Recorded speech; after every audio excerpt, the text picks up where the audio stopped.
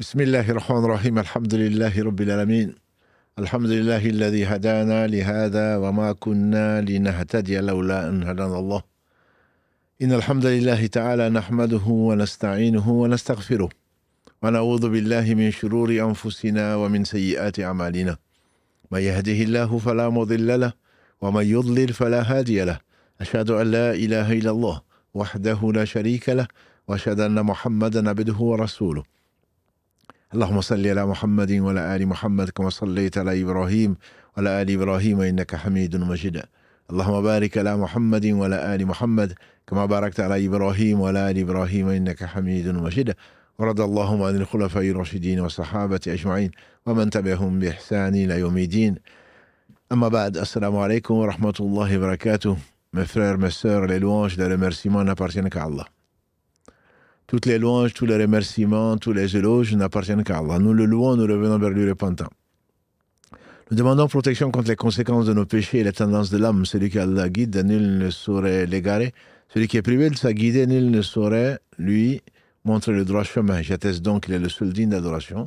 J'atteste de la véracité, de la prophétie, de la guidée de Mohammed. Qu'Allah bénisse ce prophète, sa famille, ses compagnons, et tous ceux qui les auront suivis dans le droit chemin nous fassent l'honneur d'en faire partie. Cette invocation qu'on appelle Khutbat al-Haja, que le prophète sallallahu alayhi wa sallam faisait souvent le jour du vendredi, ou même pour les mariages, pour les célébrer, c'est une invocation riche qui résume tout l'islam et ne parlait pas de lui-même sallallahu alayhi wa sallam. Si je commence par là, c'est que Dimad, une Azadi, est rentré dans l'islam au travers de ça. Il y avait des gens au cœur pur, qu'Allah a purifié le cœur. Ils ne cherchaient pas grand-chose. C'était un guérisseur. C'est un guérisseur qui arrivait à la Mecque, et puis, comme vous le savez, le prophète sallallahu alayhi wa sallam avait fait l'objet de calomnie, l'objet de raillerie. Et d'ailleurs, c'est pour cela qu'on explique un peu, on vit un peu donc, ce Coran au travers de la sunna du prophète sallallahu alayhi wa sallam, au travers de sa biographie. Donc, bienvenue dans ce 8e épisode du joyau de la prophétie. Parce qu'en connaissant sa biographie, on l'aime plus encore qu'on doit aimer. On doit l'aimer plus que nous-mêmes. Que dire alors de nos pères et mères, de nos enfants, de notre famille. Et en plus de ça, on comprend mieux le Coran. Par exemple, Allah subhanahu wa ta'ala dit dans la sourate 103, Lumaza, wa ilul likulli humazatin lumaza. Alladhi jama'a ma'lan wa addada yahsabu anna ma'lahu akhlada. Jusqu'à la fin du verset. Malheur à tout calomniateur, et qui se moque par des mimiques. L'umaza, l'amaza, disent les Arabes, en fait, c'est par la langue. Wa ilul kulli humazatin. Humaza, c'est par la langue. L'amaza, c'est par les mimiques. Et en fait, on dit que ces versets plutôt, ont été révélés à propos donc d'un Ibn Khalaf, Umayya Ibn Khalaf, qui fait partie des gens qui sont dans l'enfer, mort depuis des siècles. Et le prophète sallallahu alayhi wa sallam a dit que celui qui ne fait pas la prière, par exemple, qui abandonne la prière, sera avec Umayya Ibn Khalaf, pharaon, etc. dans l'enfer. C'est pour dire que son sort était scellé. Et celui qui se moquait du prophète sallallahu alayhi wa sallam, il faisait partie donc des gens qui ont été tués à Badr, donc dans l'année 2 de l'Hégire, après donc la fuite du prophète sallallahu alayhi wa sallam et ses compagnons. Pour revenir donc à notre récit, le prophète alayhi wa sallam, il a dit: j'ai été persécuté, j'ai subi donc toutes sortes de persécutions avant mes compagnons. Hadith rapporté par l'imam Tirmidhi et par l'imam Ibn Majah, qu'Allah fasse miséricorde, ainsi qu'à tous nos savants. Il a été persécuté. La semaine dernière, on a parlé un peu de la persécution morale, physique. On a même failli l'assassiner, on a failli l'étouffer. On a vu tout ceci.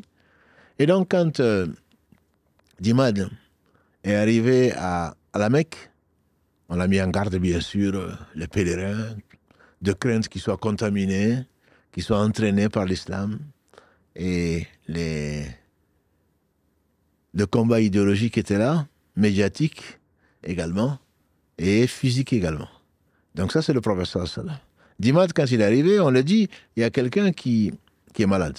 Il est vraiment malade. Finalement, on pense qu'il était un sorcier puisqu'il arrive à séparer, d'après eux, l'homme de la femme, quand ils sont l'un croyant, l'autre ne l'est pas, le père de l'enfant, etc. Est-ce que tu ne pourrais pas le soigner? Il a été le voir et dit à Mohammed, j'ai appris la maladie que tu as et si Dieu le veut, parce qu'il croyait en Allah, mais il le lui associait, ce dont il se passe, puisqu'il se passe de tout. Il dit, si Dieu le veut, je vais peut-être, il se peut que Dieu te guérisse, ce qui est un point extrêmement important. Quand nous, on va aller chercher des raqis, et qui il cherche un bon guérisseur, c'est Allah qui guérit. C'est ce que dit Ibrahim, alayhi salatu salam, wa idha marid fahuwa yashfin, dans la sourate 26, les poètes. Et quand je tombe malade, c'est Allah qui me guérit. Et le prophète sallam, dans la ruqya, disait, Allahumma rabban nas, idhab al-bas, washfi, anta shafi. Oh Allah, Seigneur des gens, enlève le mal, guéris-moi, c'est toi le guérisseur. C'est un des noms d'Allah subhanahu wa ta'ala. Quand on va chercher, on va dire à quelqu'un, c'est un tel qui m'a guéri. Si c'est une erreur, un lapsus lingué, qu'Allah nous pardonne. Si ce n'est pas le cas, il faut reformer, il faut connaître ton Seigneur. C'est Allah seul qui guérit. Les traitements peuvent ne pas marcher parce qu'Allah a décrété que tu ne vas pas guérir. Avec la Fatiha et sans la Fatiha, il a guéri des gens. Donc, c'est Allah est le seul guérisseur. Donc, Dimad est appelé, il pensait que c'était un guérisseur. Et donc, il a dit, si il se peut que Allah te guérisse, disait-il, au travers de mes mains. Le prophète n'a pas dit, non, mais c'est quoi ça? Je suis malade, moi? Non. Il a dit, écoute-moi. إن الحمد لله نحمده ونستعينه ونستغفره ونعوذ بالله من شرور أنفسنا ومن سيئات أعمالنا من يهده الله فلا مضل له jusqu'à la fin donc de son discours d'ouverture. Et nous aujourd'hui on entend tellement ça qu'on ne lui accorde pas beaucoup d'importance. Et Dimad, qu'est-ce qu'il dit? Il a dit, répète-le s'il te plaît. Il a répété 3 fois. إن الحمد لله نحمده ونستعينه ونستغفره jusqu'à la fin. Dimad a dit, j'ai fréquenté des devins. J'ai fréquenté des gens des sorciers. J'ai fréquenté des magiciens. Mais ça, ce n'est ni de la magie, ni de la poésie. Ashhadu an la ilaha illallah, ashhadu anna Muhammad rasulullah. Allah a voulu donner à certains un cœur simple. On peut en avoir encore aujourd'hui.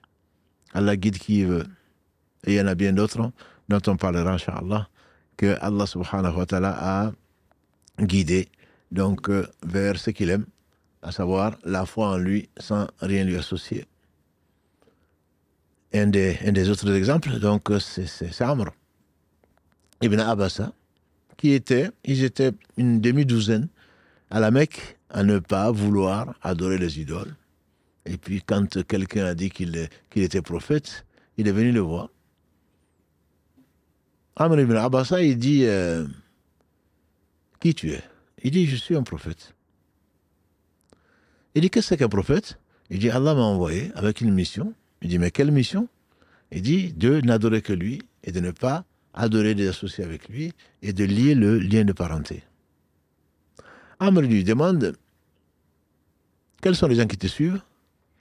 Il dit, il y a des hommes libres, il y a des esclaves. Il dit, ashhadu an la ilaha illallah, ashhadu anna Muhammad rasulullah, je crois à ta mission. Naturellement.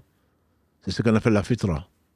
Comme l'a dit le prophète sallam, kullu mawloud, chaque nouveau-né naît dans la fitra. Naturel avant que les parents ne déforment avec ce qu'ils peuvent lui enseigner.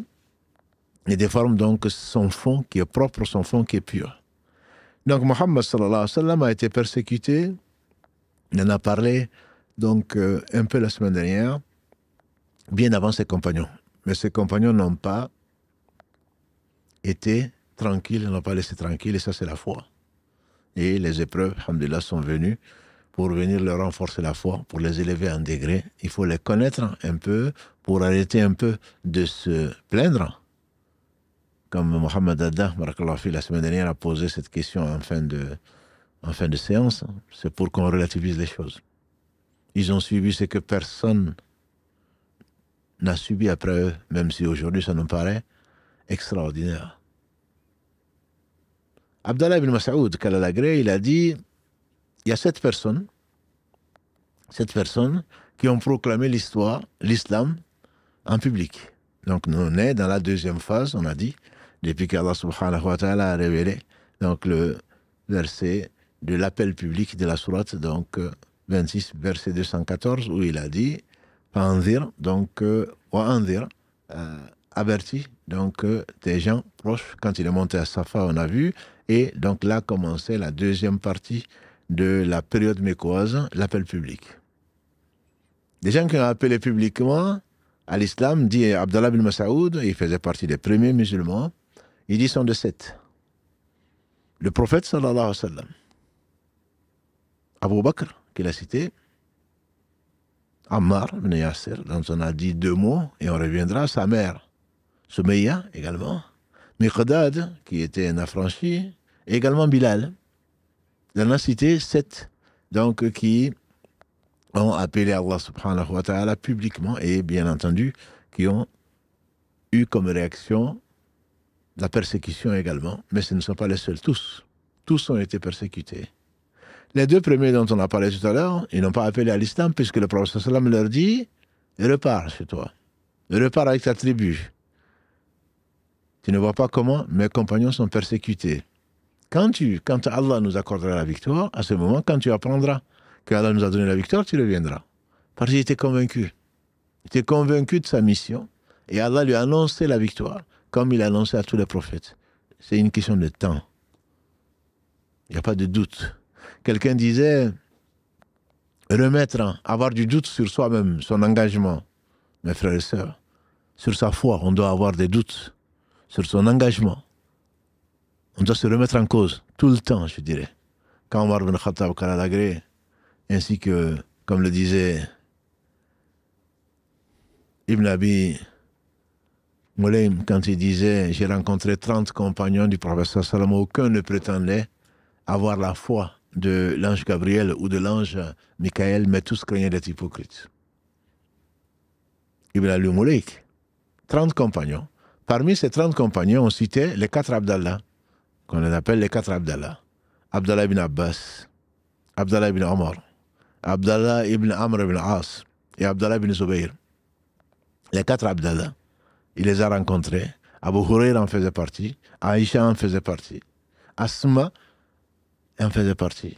Et il a été contemporain également. Il a vu Ali et d'autres grands compagnons du prophète sallam. Il dit que tous craignaient d'être hypocrites parce qu'ils remettaient en cause leur foi. Et c'est pour cela que mes sœurs et mes frères, quand il nous arrive quelque chose, on doit se poser la question, qu'est-ce qu'Allah a voulu m'envoyer comme message? Est-ce que ma foi est celle que Allah attend? Est-ce que je ne suis pas un hypocrite? N'ai-je pas désobéi à Allah subhanahu wa ta'ala plutôt que de mettre c'est la faute d'un tel, la faute d'autre? Même des savants contemporains disent, par exemple, que si tu montes, tu es dans ta voiture aujourd'hui, et il monte sur le cheval ou sur le chameau, et l'animal refuse. Ils se disent, qu'est-ce que Allah a voulu me faire passer comme message? N'as-tu pas vu ce qu'il a fait au compagnon de l'éléphant? N'as-tu pas vu, on a dit 2 mots, quand la chamelle du prophète sallam s'est assise et à Hudaybiyah, et il n'a pas voulu se lever, parce que Allah lui a ordonné ceci. Le prophète sallam dit, laissez-la, c'est celui qui a ordonné à l'éléphant de ne pas marcher sur la Mecque, c'est celui qui a ordonné de rester là. Il ne savait pas encore que c'était une victoire, comme Allah subhanahu wa ta'ala lui dit dans la sourate 48, il ne savait pas encore. Sur ces entrefaits, les Mécois sont venus. Donc, Abu Bakr Siddiq, radiallahu ta'ala, faisait partie des gens, bien que nobles, bien que respectés des Banu Taymin, il a été lui aussi, il a insisté. Dit notre mère Aïcha, sa fille, qui dit que le prophète était réticent. Dit Abu Bakr, reste. Non, je vais appeler à Allah. Voulez le prophète comme moi, que je subisse. Allah m'a choisi et il va me supporter, vous, comme il a dit, donc à Dimad ou d'autres, et restez jusqu'à ce que Allah nous donne la victoire. Quand vous allez en prendre ça, vous allez revenir. Mais Allah a décrété, et le prophète disait, les plus éprouvés, ce sont les prophètes. Ensuite, les gens qui sont de plus en plus proches. C'est qu'il faut se rappeler, et c'est un hadith qui est authentique, les compagnons de Mohammed sallallahu alayhi wa sallam sont les gens les meilleurs hommes après les prophètes, alayhim salatu wassalam. Notamment Abu Bakr et Omar. Ce sont les meilleurs hommes après les prophètes, de tout temps et jusqu'à la fin du monde. Ce sont les meilleurs hommes. Donc le savoir, ça s'assume, je dirais, pas ça se mérite. Allah les a choisis et il les a éprouvés. Même Abu Bakr, qui, comme on le sait, était un homme bienveillant, un homme doux, et dont la compagnie était recherchée. Abu Bakr, c'était un commerçant, il n'avait pas le plus grand chiffre d'affaires, mais c'était quelqu'un qui avait un très bon comportement. Sa compagnie était recherchée parce qu'il se connaissait spécialement dans l'histoire et dans la généalogie des Arabes, et les Arabes aiment beaucoup la généalogie, et donc sa compagnie était recherchée, et par là, il en a profité d'ailleurs, comme on l'a vu, parmi les 10 qui ont été cités dans le même hadith qui sont au paradis, il y a au moins 5 qui sont rentrés dans l'islam au travers de lui. Et donc, c'était un homme noble et respecté, et il est devenu siddiq, comme on le verra, Inch'Allah, ou comme vous le savez déjà, à cause de la véracité de sa foi. Il est fidèle à la vérité. Quand il la voyait, automatiquement, Allah a voulu qu'il l'aime, et non seulement qu'il l'aime, qu'il soit fidèle et qu'il assume jusqu'au bout, jusqu'à la fin de sa vie. C'est cette constance qui manque à beaucoup d'entre nous. Beaucoup de gens sont très enthousiastes à un moment, et après, la flamme s'éteint. Et puis ça dépend des jours. Quand il fait beau, quand il ne fait pas beau. Quand on est riche, quand on n'est pas, quand on est malade, on commence à douter d'Allah. C'est pour cela qu'on dit, il faut douter de soi-même, mais pas d'Allah. Sans jamais douter d'Allah. Sans jamais douter de sa miséricorde, sans laquelle rien n'existe, sans jamais douter de sa toute-puissance. Rien ne se passe dans ce monde qui lui appartient, comme tout lui appartient, sans sa permission, sans sa volonté. Et personne ne peut s'y opposer. Allahu Akbar, c'est un peu ça le sens. Allah est plus grand que tout, et rien n'est plus grand que lui. Alors, à le comprendre, c'est facile à dire. Mais en réalité, donc, c'est que, faut pas se décourager quand tu vois les choses, il y a des apparences. Tu as l'impression que Allah t'a abandonné, même des croyants, ça leur arrivait.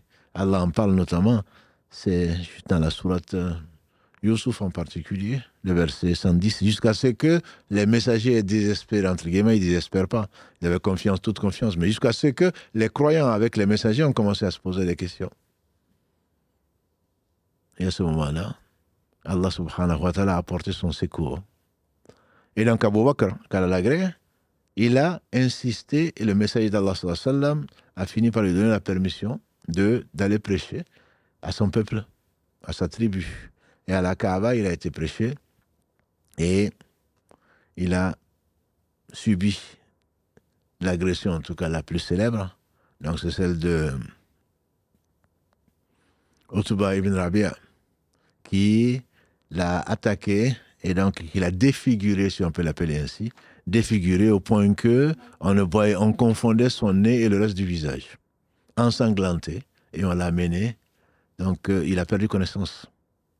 Et les Banu Taymin, qui étaient donc sa tribu, ont juré de tuer Utba si jamais Abu Bakr mourait de ses coups. C'est avec des sandales, je pense, qu'ils l'ont frappé, au point qu'on ne le reconnaissait pas. Et quand il est revenu à lui, donc on l'a ramené dans sa famille, quand il est revenu à lui, la première question qu'il a posée, quand il est revenu à lui, les gens contents qu'il ne soit pas mort, il dit, et qu'est-ce qui est arrivé au prophète sallallahu alayhi wa sallam? On dit, mais mange, bois, ensuite on verra. Il dit, non, je ne boirai pas, je ne mangerai pas, tant que vous ne me direz pas ce qui est arrivé au prophète sallallahu alayhi wa sallam. Jamil, qui était rentré dans l'islam mais qu'il avait caché, a essayé de rassurer. C'est sa mère qui était la plus inquiète, qu'Allah bénisse nos mères, qui était la plus inquiète, malgré qu'il avait 40 et quelques années, puisqu'il n'y a que 2 ans de différence avec le prophète sallallahu alayhi wa sallam, sa mère restait quand même inquiète. Elle restait inquiète, et les enfants restent toujours des enfants, quel que soit l'âge, pour une mère. Et donc, c'est quand la mère a demandé, quand il a dit « je ne mange pas, je ne bois pas », et je demande qu'est-ce qui est arrivé au prophète sallallahu alayhi wa sallam. Et il disait souvent, qu'Allah le bénisse, « ô toi pour qui je sacrifierai mon père et ma mère ». C'est une des expressions arabes, mais c'était beau dans sa bouche. Et c'était surtout sincère. Toi pour qui je sacrifierai mon père et ma mère. Et donc sa mère, qui s'appelait Khair, c'était un beau surnom, Khair, la mère du bien, Khair. Et dit, mais je ne sais pas moi, qu'est-ce qu'il est devenu. Et Abu Bakr lui dit, va voir Jamil. Parce qu'il savait que Jamil était devenue musulmane. La mère donc a été voir Jamil pour lui demander, mon fils ne veut ni boire ni manger, parce qu'il veut savoir absolument, avant de savoir, c'est qu'est devenu le prophète Mohammed sallallahu alayhi wa sallam, parce qu'elle n'était pas croyante. Et elle lui dit, je ne connais pas, je ne sais pas où qui est Abu Bakr ni Mohammed, je ne sais pas. Et elle a insisté, il dit, où il est? On dit qu'il est à la maison de Arqam ibn Abil Arqam, dont on a parlé, où les croyants, les nouveaux convertis, se réunissaient en cachette depuis que Saad ibn Abi Waqqas, depuis qu'il a donc fait couler du sang, le premier sang qui a coulé, entre polythéistes et musulmans quand ils se cachaient pour prier dans la vallée. Donc ils avaient cette maison qui était devenue un QG, un quartier général, donc chez Arqam ibn Abil Arqam. Et donc il a dit qu'il était là-bas, elle a dit plutôt qu'il était là-bas, Jamil, et il a amené donc cette femme pour voir. Ils ont Abu Bakr, quand ils lui ont dit ça, il a dit, je veux le voir. Et Jamil, qu'elle a l'agré, elle dit non, on attend. Ils ont attendu jusqu'au soir pour passer inaperçu, et ils l'ont amené. Et quand les gens l'ont vu, ils sont levés, le prophète vraiment en premier, pour l'embrasser, etc. Et il dit, oh, toi, pour qui je sacrifierai mon père et ma mère, tant que tu es en vie, le reste ne compte pas. Alors qu'il était défiguré, à peine si on pouvait le reconnaître. C'était une de ses aventures, par laquelle Allah l'a éprouvé, pour prouver son amour et pour purifier son cœur de tout amour autre que celui d'Allah et pour Allah, subhanahu wa ta'ala. On a dit parmi les 7, il y en a d'autres, peut-être l'affaire la plus célèbre, je dirais, c'est celle peut-être de Ammar ibn Yasser, qui est connue. Ammar, son père s'appelait Yasser, il venait du Yémen. Ils sont venus à la Mecque, finalement, Yasser s'est installé là. Il n'était pas un esclave, mais c'était des gens qui étaient faibles, puisque chez les Arabes, il fallait avoir une famille qui te soutient, qui te protège. Donc à partir de ce moment-là, les gens ne craignant pas Allah, ils craignent, puisque si je t'ai accordé ma protection, ça veut dire que si t'arrive quoi que ce soit, je serai responsable et je m'engage à te défendre. Et c'est pour cela que les faibles, comme on les appelle, ils sont certainement forts avec Allah subhanahu wa ta'ala. Et comme on l'a dit, à Abu Bakr, quand il a eu la responsabilité des musulmans, il dit auprès de moi, le fort sera faible et le faible sera fort tant qu'il n'a pas eu son droit. Le faible sera fort auprès de moi, je serai avec le faible parce qu'il a la vérité avec lui, et le faible, et le fort plutôt sera faible tant qu'il ne va pas s'acquitter de la vérité, du droit d'autrui. Et donc les faibles, ils restent forts parce qu'ils sont en compagnie du fort. Et on avait dit également que les pauvres, nous sommes tous pauvres, comme on en a parlé mercredi, et Allah dit, vous êtes tous des indigents, vous les gens, et c'est Allah qui est Al-Ghani, donc le riche, le digne de louange, sourate 35 on a dit, donc verset 15. Nous sommes tous indigènes. Mais le pauvre devient fort et riche parce qu'il sait qu'il y a un riche qui ne cesse pas de dépenser matin, midi et soir. Il y a un riche, c'est Allah, subhanahu wa ta'ala. Il suffit qu'il lui demande.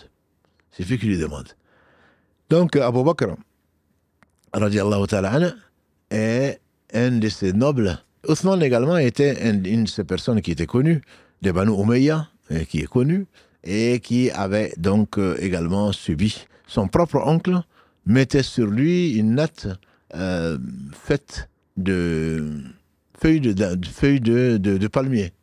Et ensuite, on y mettait le feu. Tout ça pour qu'il renonce à la foi. Et pourtant, il était connu et respecté.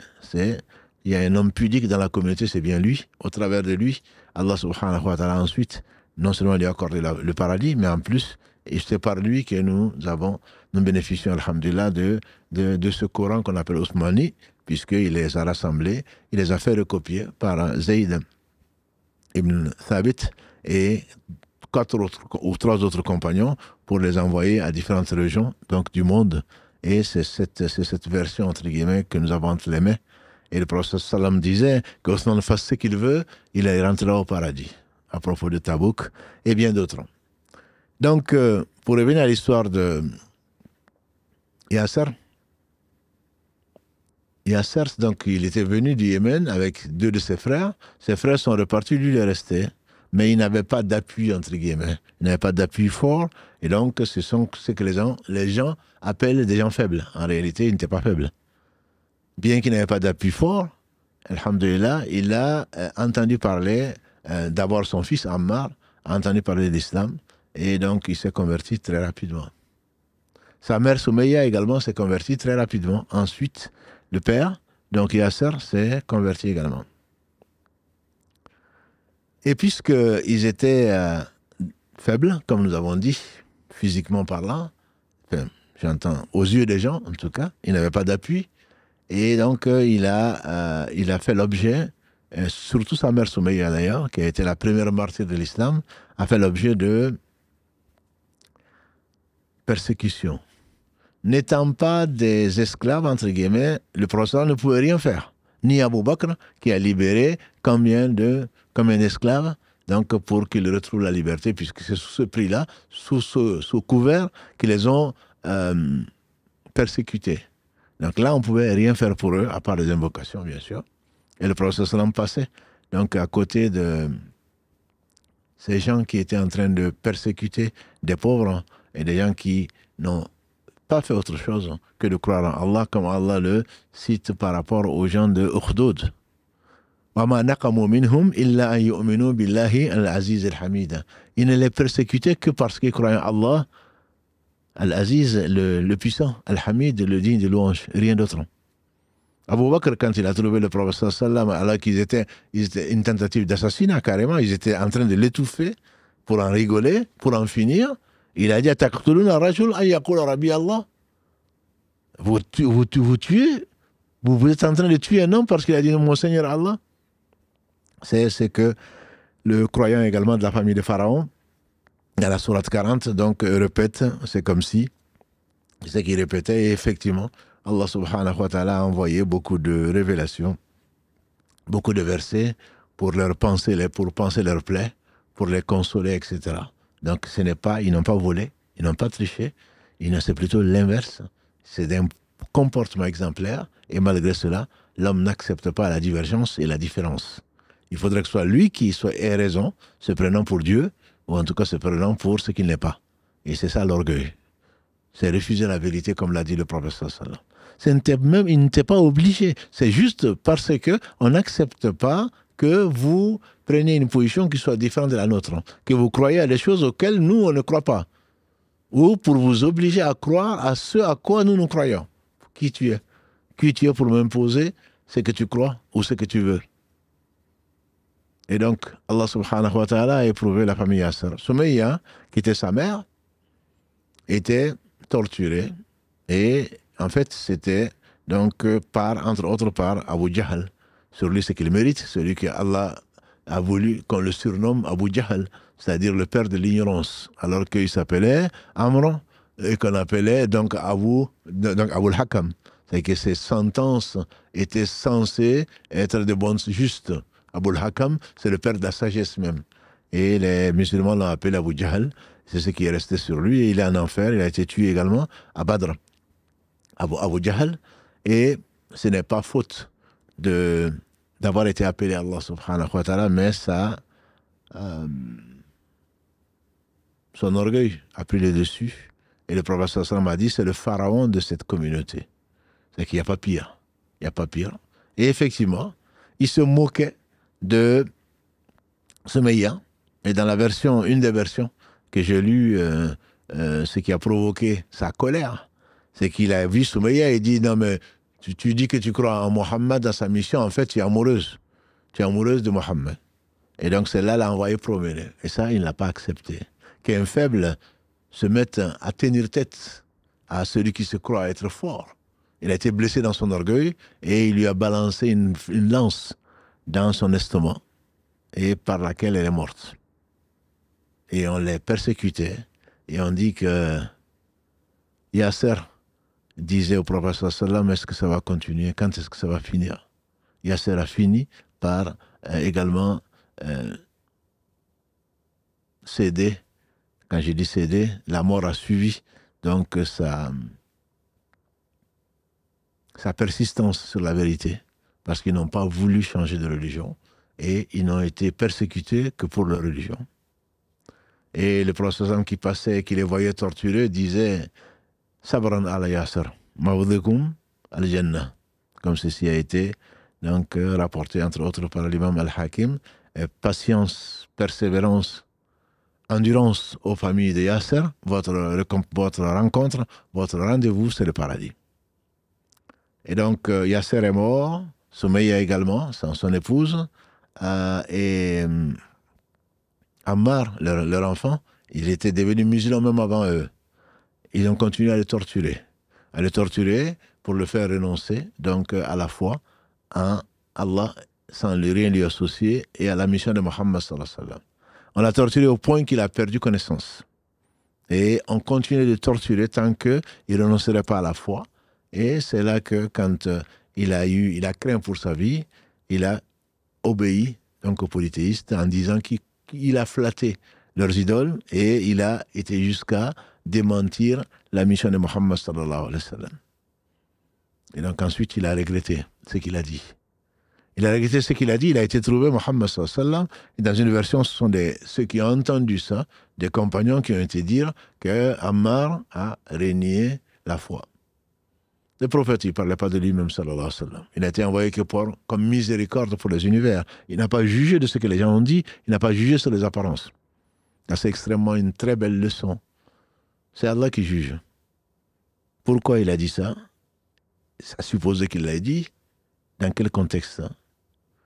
Et il a dit à Ammar, est-ce que tu l'as dit parce que tu ne crois plus ou est-ce que tu l'as dit parce que tu as été torturé? Il a dit, Wallahi, je vous jure par Allah, ma conviction n'a pas changé. J'ai vu mon père et ma mère assassinés, en tout cas mon père mort des conséquences de ces tortures, ma mère assassinée par Abu Jahl, et j'ai craint pour ma vie. Et Allah subhanahu wa ta'ala a révélé à son prophète sallallahu alayhi wa sallam, si vous allez voir, c'est le verset 106 de la sourate 16, An-Nahl. Donc, celui qui renonce à la foi, Allah le menace, le renégat. Celui qui renonce à la foi, sauf celui qui a été contraint, et le cœur est resté intact. Et donc, il est permis, quand on craint pour sa vie, de dire le contraire de ce que l'on pense, ce qu'on entend parfois par taqiyya. Ce n'est pas un jeu. Pour certaines sectes de l'islam, s'ils sont encore musulmans, ils en ont fait une méthode. Dans l'islam, le mensonge est interdit. Le prophète sallam a dit, il y a Asma, le petit mensonge est compté comme petit mensonge et le grand mensonge est compté comme grand mensonge. Donc il ne s'agit pas parce que quand on ne craint pas, ou même, il faut assumer. Il faut assumer ses convictions. Il faut assumer ses actes. Et on n'a pas à mentir pour accuser un innocent ou pour ne pas être condamné. On assume les actes. Et donc là, quand on craint pour sa vie, il est permis effectivement de dire le contraire de ce qu'on pense. Et comme on le verra, Inch'Allah, les musulmans ont été des gens qui étaient droits, qui ne mentaient pas. Et là, Allah l'a dédouané donc, de ce mensonge-là, parce qu'il craignait pour sa vie. Et comme vous le savez, dans l'islam, il y a 6 choses qui sont pour lesquelles, ce qu'on appelle les maqasid de charia, ce sur quoi les fondements même de la charia, et la première des choses, la plus sacrée chez Allah subhanahu wa ta'ala, c'est la vie. Donc, pour sa vie, la vie passe avant toute chose. Et c'est pour cela qu'il permet de faire certains interdits quand on craint pour sa vie, notamment de manger du porc pour un musulman, tout en sachant que du porc, parce qu'il ne trouve pas autre chose que du porc, auquel cas, il en mange la quantité nécessaire, minimale, pour ne pas mourir. Voilà. Une fois qu'il trouve autre chose, il doit arrêter, pas se gaver de l'interdit et d'en l'emporter encore moins. Voilà. Donc ça c'est permis parce que la vie l'emporte. Je dis bien la vie. Et certains savants pensent qu'on craint pour sa vie quand on n'a pas mangé pendant 3 jours et 3 nuits. Donc ce n'est pas j'ai faim. j'ai faim, depuis ce matin, je n'ai pas mangé, donc je peux me permettre de manger ce que je trouve. Non. Quand nous jeûnons, alhamdoulilah, parfois en Europe en particulier, des jours de 16 heures, voire plus, et quand on prend quelques dates, on a oublié qu'on a eu faim. Donc, on se ment à soi-même. On ne peut pas mentir à Allah subhanahu wa ta'ala. Donc, dans ce cas, la famille d'Ammar, le prophète sallallahu leur a dit, votre rendez-vous, donc, c'est au paradis.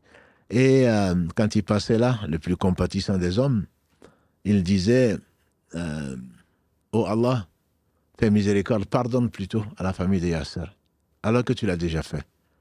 Tu l'as déjà fait, puisque Allah lui a révélé qu'il a déjà pardonné à Ammar, à Yasser, à Soumeya, donc qu'Allah leur fasse miséricorde. C'est un hadith donc, qui a été rapporté dans le Musnad de l'imam Ahmad, qu'Allah lui fasse miséricorde, ainsi qu'à tous les savants de la communauté. On peut parler d'Ahmad, juste en 2 mots, on en a déjà parlé, quand il s'est opposé au faux des califes qui ont imposé que le Coran était créé. Il a dit, Al-Qur'an ghayra makhlouq. Le Coran est la parole d'Allah, le Coran n'a pas été créé. Parce que quand il dit qu'il a été créé, ça veut dire que Allah ne savait pas parler un moment. Puisque là, c'est la parole d'Allah, si tu dis que le Coran est créé, ça veut dire qu'à un moment, Allah aurait été muet. Hasha lillah. Et donc, pour cela, les califes de l'époque ont embrassé un dogme qui est égaré, un dogme faux, qui était celui des Mu'tazila, et donc ils voulaient l'imposer à la communauté. Ahmad, c'est pour ça qu'on l'appelle, Ibn Hanbal, c'est pour ça qu'on l'appelle l'imam de la Sunna, pas parce qu'il est le plus grand sunnite, c'est parce que c'est lui qui défendait corps et âme et au prix de sa vie, donc la vérité. Et on l'a persécuté au point qu'il perdait connaissance. Quand il revenait, de crainte qu'en perdant connaissance qu'il ait dit autre chose que la vérité, dès qu'il revenait à lui, grâce à Allah, il disait le Coran ghayra makhlouq. Al-Qur'an ghayra makhlouq. Le Coran n'a pas été créé. Et les gens disent, Ya Ahmad, la vie l'emporte sur le reste. Nous, on sait que si tu dis que le Coran est créé, c'est juste pour ne pas mourir. Il dit, oui, je sais. Je sais, vous êtes présents, vous savez comment on contraint, mais les autres qui vont venir derrière, qu'est-ce qu'ils vont dire? Ils vont dire que Ahmad a dit que le Coran a été créé, donc c'est le bon dogme.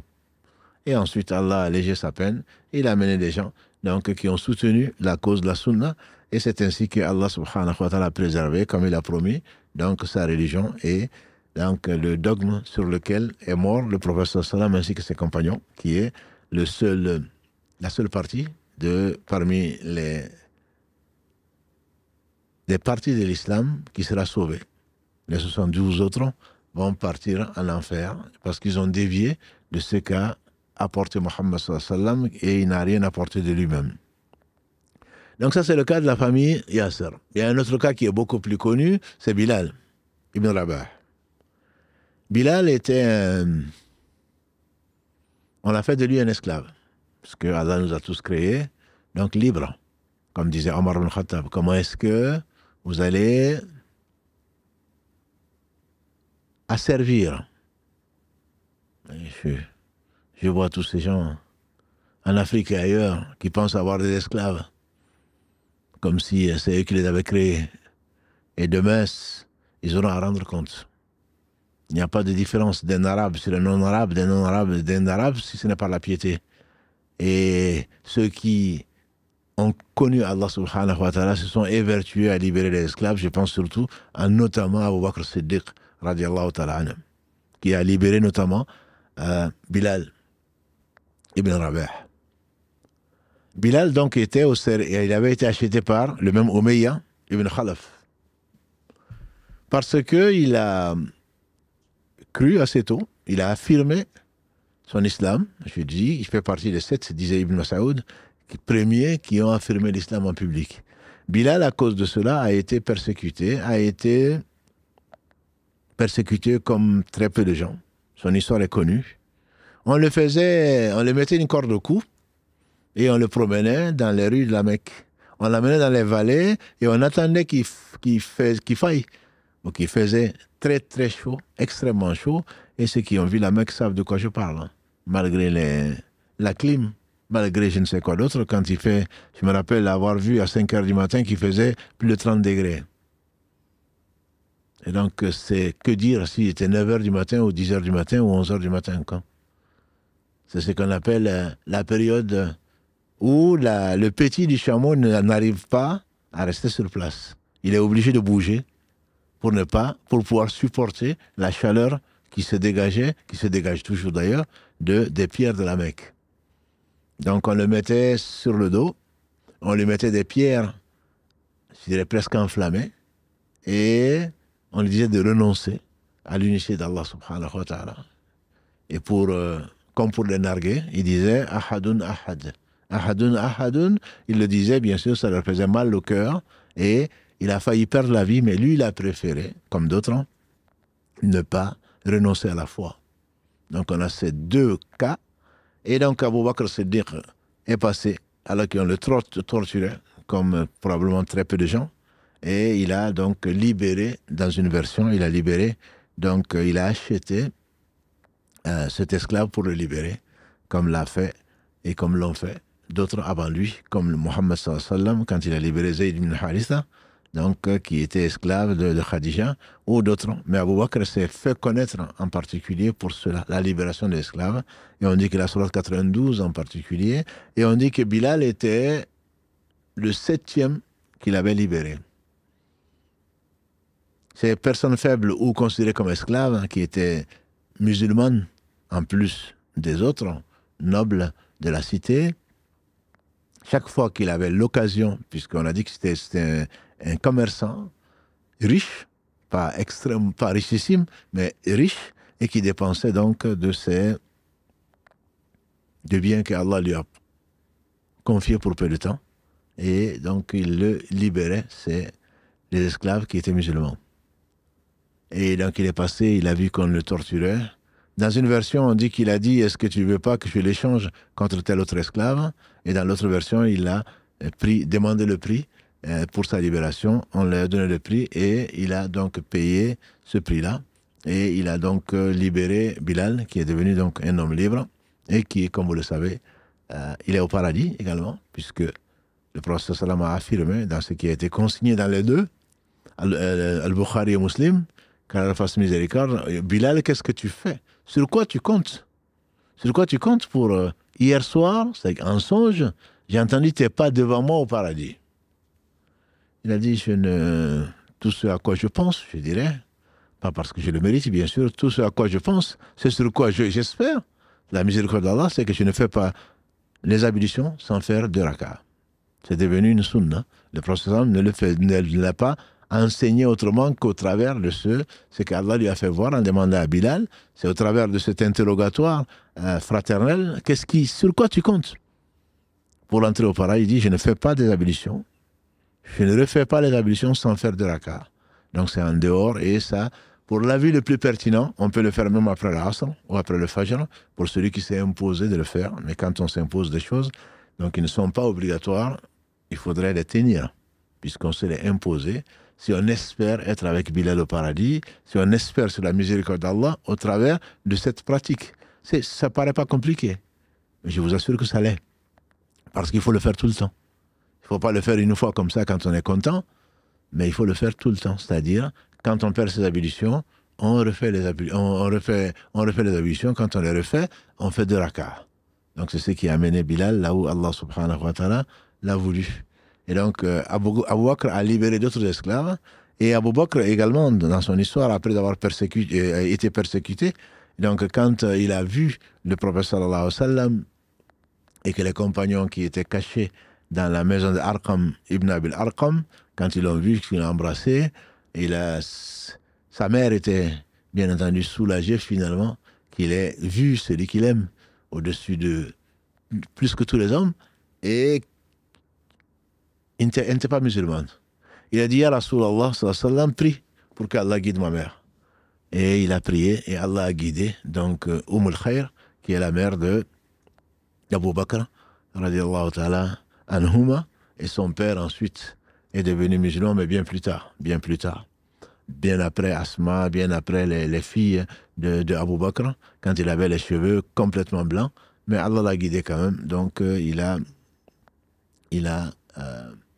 embrassé l'islam. C'est son père. Donc sa mère a embrassé l'islam au travers donc, de cette épreuve d'Abou Bakr. Et finalement, alhamdulillah, Allah l'a aimé et Allah l'a guidé. D'autres cas de personnes qui n'étaient pas des esclaves, enfin, il y a un autre homme qui était considéré comme un esclave, c'est Al-Khabbab ibn al-Arrat, dont on a parlé un peu hier, la semaine dernière, samedi, avec, dans la question de Mohammed Adda qu'il a posée. C'était un forgeron. C'était un forgeron. Il travaillait pour une femme, et les femmes n'étaient pas mieux que les hommes. Et donc, qu'il a torturé parce que il travaillait pour elle, et on l'a torturé avec ce qu'il fabriquait, on mettait du feu sur sa tête. Al-Khabbab était considéré comme un des faibles de la Mecque. Et alhamdulillah, le prophète sallallahu a prié Allah subhanahu wa ta'ala de secourir Al-Khabbab. De secourir, il ne pouvait pas faire autre chose. Et Allah a voulu que cette femme qui l'a torturé a eu un mal de tête que personne n'a pu soigner. Et le seul soin, la meilleure thérapie qu'on a trouvée, c'était de la cautériser. C'est-à-dire de la traiter à la tête avec du feu. Comme pour venger Khabbab. Ça, c'est Allah qui lui a envoyé ce châtiment-là avant l'au-delà. Et elle est morte, bien sûr. Alhamdulillah, Allah seul sait là où elle est. Je n'ai pas d'informations si elle est morte musulmane ou pas. À ma connaissance, en tout cas, je n'ai vu aucun livre où on a dit qu'elle était morte musulmane. Il y en a d'autres. Saad ibn Abi Waqqas, qui fait partie des 10 Mubashirin bil Jannah, dans le même hadith, Saad ibn Abi Waqqas était quelqu'un qui était connu pour son attachement à la piété familiale. Et je vous conseille, mes sœurs et mes frères, d'être bons avec père et mère. Allah dit dans la sourate 17, verset 23, وَقَدَ رَبُّكَ أَلَّا تَعْبُدُوا إِلَّا إِيَّاهُ وَبِالْوَالِدَيْنِ إِحْسَانًا. Allah a lié son adoration à l'obéissance au père et mère. Même si ce sont des polythéistes. Allah dit dans la sourate Luqman 31, وَإِنْ جَاهَدَاكَ عَلَىٰ أَنْ تُشْرِكَ بِي مَا لَيْسَ لَكَ بِهِ عِلْمٌ فَلَا تُطِعْهُمَا وَصَاحِبْهُمَا فِي الدُّنْيَا مَعْرُوفًا. Et si les deux te contraignent de m'associer ceux dont tu n'as pas de science, ne leur obéis pas, mais simple, accompagne-leur de la meilleure façon dans cette vie. N'as-tu pas vu qu'Ibrahim alayhi salam disait à son père, Ya Abati, mon cher père, alors qu'il était fabricant d'idoles. Donc il faut être excellent avec père et mère. Papa, on a rejeté bien sûr ce à quoi il nous appelle comme adoration, qu'il se soit dans les sectes ou qu'ils ne soient pas guidés, ou qu'ils soient polythéistes ou quoi que ce soit, ou dans des déviations de l'islam, on ne doit pas bien sûr accepter de nous y plonger avec eux, parce qu'ils ne pourront rien pour nous demain. C'est pas parce que mon père fait partie de tel groupe ou de tel autre, de telle secte ou de tel autre, que je dois le suivre. Qui te dit mon père, je reçois souvent, qu'Allah vous bénisse, mes frères et sœurs, qui essayent de comprendre et de connaître leur religion, qui se plaignent parce que leur père les oblige, notamment en Afrique noire, pour ne pas citer de pays, les oblige à rentrer dans les mêmes, à faire les mêmes pratiques qu'eux, ou à leur donner des choses à utiliser qui sont très proches, pour ne pas dire qui sont de l'association. On n'a pas à le faire, bien sûr. On n'a pas à le faire. Et donc, Saad ibn Abi Waqqas était connu pour être un très bon enfant, qui s'occupait de ses pères et mères, notamment sa mère. Quand sa mère a appris qu'il était devenu musulman, elle a dit, mon fils, tant que tu n'as pas renoncé à ce que Mohammed sallallahu alayhi wa sallam prétend être, très certainement, je ne vais pas manger, je ne vais pas boire. Je vais me laisser mourir. Et les gens vont dire, voilà, c'est lui qui a tué sa mère. Donc, dans l'histoire, ton nom sera gravé comme un désobéissant à ses parents. Elle a dit, ma mère, ne le fais pas. Ne le fais pas. Elle a insisté. Un jour passé, 2 jours passés, 3 jours passés. Ça, c'est l'imam Tabarani, qu'Allah fasse miséricorde, qui dit, qui rapporte ce dire de Saad ibn Abi Waqqas, qui dit finalement pendant 3 jours, sa mère n'a pas mangé, et il lui dit, oh, ma chère mère, si Allah te donnait 100 âmes, pas seulement 3, 100, et que chacune de tes âmes sortait l'une après l'autre parce que tu souhaites que je sorte de la religion, très certainement, je ne vais pas le faire. Et on dit que sa mère a fini par manger. Ça, c'est la version de l'imam At-Tabarani.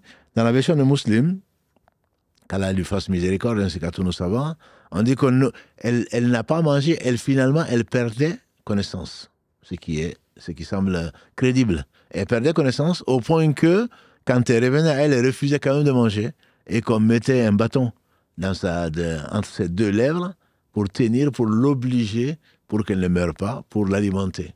Pour l'alimenter de façon obligatoire. Toujours est-il qu'elle a fini par manger, parce que Saad ibn Abi Waqqas n'a pas régné, et le prophète sallam a dit, Saad, il est au paradis parmi donc les 10 qu'il a cités dans le même hadith. Un jeune homme qui s'appelait Mus'ab ibn Umayr, que vous connaissez probablement, c'était, le prophète sallam a dit, il n'y a pas, dans ce qui a été rapporté par l'imam al-Hakim, qu'Allah lui fasse miséricorde, il n'y avait pas de jeune qui était plus recherché, mieux habillé et mieux chaussé que Mus'ab. Mus'ab était d'une famille noble, très riche, et surtout était très aimé par sa mère. Et donc c'était, comme le diraient certains jeunes, c'était avant, les expressions ont dû changer, il était toujours le dernier cri. C'est-à-dire que ses vêtements étaient recherchés. Ces chaussures, c'était les chaussures yéménites à l'époque, ça veut dire, c'est les chaussures que l'on recherchait le plus. Je ne vais pas faire de la publicité pour une marque aujourd'hui, mais c'est les chaussures qu'on recherchait. Quand tu voyais ces chaussures, tu savais que c'était quelqu'un qui était aisé. Et donc, Allah lui a ouvert le cœur, il est devenu musulman. Mais il a caché. Il a caché son islam pour ne pas faire du mal à ses parents. Et beaucoup d'entre nous, dans la famille en particulier, je veux dire dans notre grande famille de la mosquée du Mirail, je reçois beaucoup de questions, beaucoup de demandes de conseils par rapport à quelqu'un qui cache les nouveaux convertis, que ce soit en Europe ou en Afrique, comment je vais faire avec mes parents. Donc il cachait ses parents.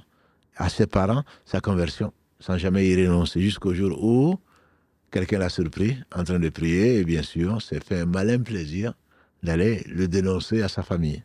Donc la mère l'a emprisonné, et on lui a tout retiré, et il a pu finalement s'échapper, et il a été, il faisait partie des gens qui ont été dans la première émigration d'Abyssinie, probablement dont on parlera, Inch'Allah. Le temps nous manque, probablement la semaine prochaine. Inch'Allah. Donc, il a été, comme vous le savez, l'ambassadeur que le prophète sallam a envoyé à la fin, avant l'émigration, qu'il a envoyé à Yathrib, qui va devenir Madina, avec ce qu'il avait appris du Coran, pour pouvoir donc l'enseigner, et pour enseigner aux gens qui étaient devenus nouvellement, se sont convertis à l'islam à Médine, et un an après, il est revenu à voir le prophète sallam en disant qu'après un an de da'wah, un an d'appel de prédication, il a dit au prophète sallam, il explique que 3 familles à Médine où il n'y a pas de musulmans. Tous, grâce à Allah subhanahu wa ta'ala, sont devenus musulmans. Tous. Et donc, c'est à partir de là que le prophète sallam, Allah lui a permis donc de fuir pour faire la hijra, donc la grande hijra, pour aller à Médine. Donc, il s'est échappé quand il a été emprisonné. Il s'est échappé pour aller donc en Abyssinie plus tard, donc où ils vont rester le temps que Allah subhanahu wa ta'ala seul sait. Ça, ce sont des cas, mais ce ne sont pas les seuls. Il y a des femmes également qui ont été, en plus de Soumeya, il y a des femmes, notamment les faibles, entre guillemets, ils sont forts avec Allah subhanahu wa ta'ala, les esclaves que les gens ont injustement mis donc en esclavage, et parmi lesquels donc il y avait ces femmes-là. En dehors de Soumeya, il y a ensuite notamment cette femme qu'on appelle Zinira, qui a été également très persécutée, que Abu Bakr Kalalagré a également racheté et rendu la liberté. Il y en a d'autres également parmi les femmes qui ont été persécutées et que Allah subhanahu wa ta'ala a raffermi. Donc, parmi les compagnons, bien sûr, il y a eu, je n'en connais pas, je vous dis, parmi les nobles, parmi les Quraysh, parmi les esclaves, parmi les étrangers, parmi les sans soutien, protection, sauf celle d'Allah, il y en a eu beaucoup. Juste, puisque le temps passe, il reste juste 5 minutes pour essayer d'en tirer un peu quelques leçons. C'est au cours de ces persécutions que la plupart des sourates mécoises ont été révélées, en tout cas les versets, pour essayer de conforter, pour essayer de rassurer les compagnons du prophète sallallahu alayhi wa sallam. Leur nourriture était le Coran. Malgré tout ce qu'ils avaient, malgré toutes les persécutions, ils se nourrissaient du Coran, où Allah leur rappelait ce qui était arrivé aux gens qui les ont précédés. Alam ya'atikum naba'ul ladhina, le récit des gens, min qablikum, ne vous est-elle pas parvenu? Qawmu Nuh, wa Adin, wa Thamoud, le premier messager, Noé, et les Ad, et les Thamoud, et Moussa. Souvent, Allah parlait de Moussa. Il n'y a pas eu peut-être plus despote, plus tyran que Pharaon, qui sacrifiait, qui tuait tous les fils d'Israël et les laissait vivre et les mettait en servage, les fils d'Israël. Et parmi les gens qui, malgré les agissements de ces injustes, qu'Allah a gardé, qu'Allah a guidé au travers de la vérité qu'ils ont vue quand Moussa a été honoré par la prophétie, alayhi salatu wassalam, quand il est arrivé, vous savez, et que malgré sa mauvaise locution, entre guillemets, il n'était pas éloquent puisqu'il avait un petit problème d'élocution et qu'il a essayé de convaincre Pharaon qui a refusé par orgueil et que Pharaon pensait que c'était un sorcier et son frère Haroun, quand ils ont appelé les sorciers et que les sorciers ont fait de la magie et que Allah a rassuré Moussa, il lui a dit de jeter donc son bâton qui a avalé les faux serpents qui traînaient, qui sont des artifices. Quand les sorciers ont vu ça, ils ont vu la vérité, ils se sont soumis, ils se sont prosternés. Ils sont prosternés à Allah subhanahu wa ta'ala et déçus et étonnés. Pharaon dit, mais vous avez un autre Dieu que moi? Ils ont dit, Allah nous a montré la vérité et on continue. Et donc il les a fait crucifier. Il les a menacés de crucifixion et on imagine qu'il les a crucifiés. Il dit, je vais vous attacher à des troncs de palmiers et je vais vous couper le bras et le pied inverse. Et ils ont dit, ce n'est pas ça qui va nous faire changer. Tous ces récits ont été révélés. Entre autres, on sait que quand Allah parle des prophètes, dans beaucoup de sourates, ces versets-là souvent ont été révélés à la Mecque pour dire aux gens, voilà ce qui a été venu avant vous. D'ailleurs, Al-Khabbab, comme vous le connaissez, le hadith rapporté par l'imam Al-Bukhari,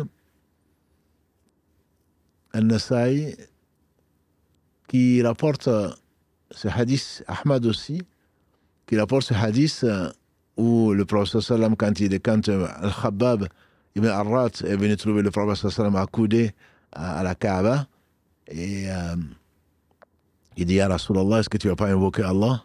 Est-ce que tu ne vas pas invoquer pour qu'Allah diminue nos souffrances? Ce n'est pas parce qu'il savait. Mais la souffrance était telle. Elle était énorme. On a dit le Khabab, on le brûlait. On le mettait sur des pierres brûlantes, au point que c'est sa chair qui était collée et qui rôtissait. Il disait au prophète sallam, tu ne vas pas invoquer Allah pour nous? Et lui qui était accoudé, le plus compatissant des hommes, il s'est redressé. Il a dit, avant vous, il y avait des gens dont on creusait presque la tombe. On les creusait, on les mettait dans un trou. Et ensuite, on les déchirait en deux pour qu'ils finissent dans ce trou-là. D'autres qu'on déchirait en deux au travers de deux animaux qu'on chassait de part et d'autre. Mais tout ceci ne les a pas fait renoncer à la foi. Quel était leur crime? De dire je crois en Allah. Et ceci ne les a pas fait renoncer à la foi. Il a dit, Wallahi, le jour viendra où un cavalier ou un berger plutôt va quitter Sana'a au Yémen, à Hadr al-Maut, un désert arabique, ne craignant que Allah ait le loup pour son troupeau. Mais vous êtes un peuple impatient. Et donc on imagine que tout ceci donnait du baume au cœur à des gens qui étaient persécutés. Le prophète sallam a dit, vous êtes impatients. Il y a des gens qui, parce qu'ils ont dit notre Seigneur Allah, seulement, ils ont subi ce qu'ils ont subi. Donc ce sont des gens qui ont été fermes. Allah nous a narré, il leur a narré surtout, comme une histoire, dont au moins deux, qui nous rappellent, deux enfants qui ont parlé au berceau, en plus de Jésus. Il n'y en a plus deux, il y en a plus deux. Il y en a au moins quatre. Et ces deux autres enfants, dans l'histoire rapportée par l'imam Muslim, qu'Allah fasse miséricorde, l'histoire du Ghulam. Je vous renvoie à l'explication de la sourate 85, à l'Ukhdud, les constellations. Quand on a tué des gens, un roi qui se prenait pour ce qu'il n'est pas, ils sont nombreux, et donc il voulait qu'on l'adore. Et les croyants ont été mis à demeure de dire qu'il était Dieu et de renoncer à leur foi. Ils ont refusé, donc ils ont creusé un fossé, ce qu'on appelle les gens du fossé. Côté d'Ashab al-Ukhdud, on en a dit deux mots en début d'émission, en début de live, ils ont été tués. L'histoire, donc le récit, c'était des gens qui ont refusé d'adorer autre qu'Allah subhanahu wa ta'ala, et pour cela, donc on les a mis au bord du feu. Toute personne qui ne reconnaissait pas la divinité de ce shaitan, qui était un roi, on allait le jeter dans le feu. Voilà une femme qui avait un enfant, un bébé, dans les bras, et qui dit, oh mon Dieu, n'eût été à cause de ce bébé-là, que je ne veux pas, dont je ne veux pas la mort, qu'Allah bénisse nos mères, n'eût été à cause de cet enfant, je me serais jeté, j'aurais jamais régné la foi. Et le bébé a dit, maman, reste ferme. Et les deux sont partis, c'est un bébé qui a parlé. Pas pour innocenter sa mère comme Jésus, mais c'est un bébé qui a parlé pour renforcer. Allah envoie des signes à qui il veut. Ça étonne les gens qui ne croient pas, mais pour nous, il a créé Adam sans père ni mère. Il a créé Jésus sans père. Il a créé Ève sans mère. Ça est facile. Donc ce bébé a parlé pour mettre le baume au cœur de sa mère. Tous les deux ont été brûlés à cause de cela. Vous connaissez également l'histoire de la coiffeuse de Pharaon. Pharaon, sa fille, avait la coiffeuse de la fille de Pharaon. Sa fille avait une coiffeuse, comme on peut le trouver dans les cours des rois et je ne sais quoi d'autre. Ils ne doivent rien faire eux. Tout le monde est à leur service. Ils peuvent tout payer, pense-t-il. Peut-être même le paradis auquel ils ne croyaient pas. Et le peigne de la coiffeuse de Pharaon, la fille de Pharaon est tombée. Elle a dit, oh mon Dieu. La fille, tel père, telle fille. La fille qui dit, tu veux dire mon père? Elle dit, non, pas du tout, pas ton père. J'ai dit, mon Dieu. Aurais-tu un autre Dieu que mon père? Je dis, mais bien sûr, celui qui a créé les cieux et la terre, c'est pas ton père. Alors, soit tu renonces à ça, soit alors, tu verras ce qui va t'arriver. Elle a dit, non, je crois en Allah. Et donc, on va la persécuter, on va la menacer de mort si elle ne reconnaît pas que Pharaon est Dieu. Comme Allah dit subhanahu wa ta'ala, dans la sourate donc 79, dans la sourate Naziat, oui, la sourate 79, faqala ana rabbukumul a'la, et il a dit, je suis votre Seigneur le très élevé.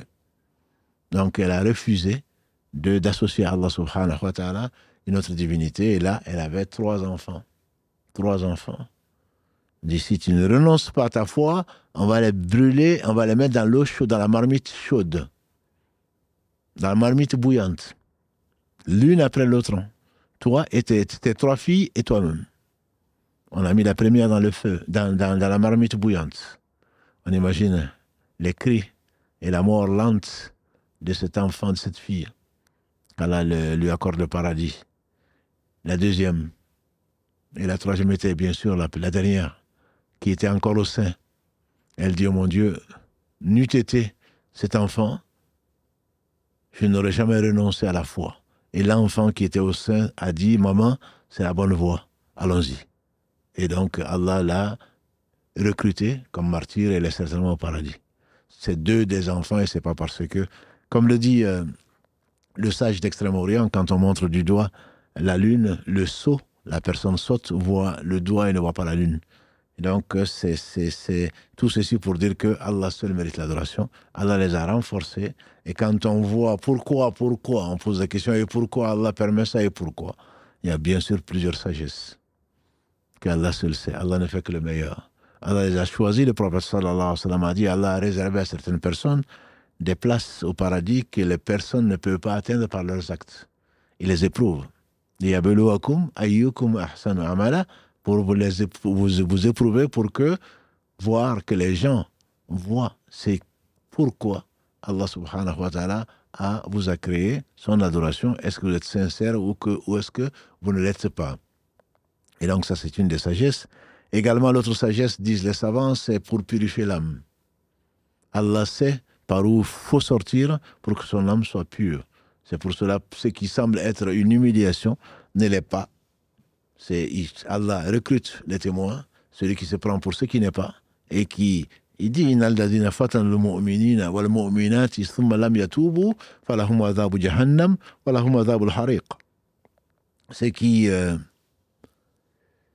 éprouvent, persécutent les croyants et les croyantes alors qu'ils n'ont rien fait et qui ne reviennent pas de leur tyrannie, Allah leur réserve le châtiment de l'enfer. Et un châtiment douloureux.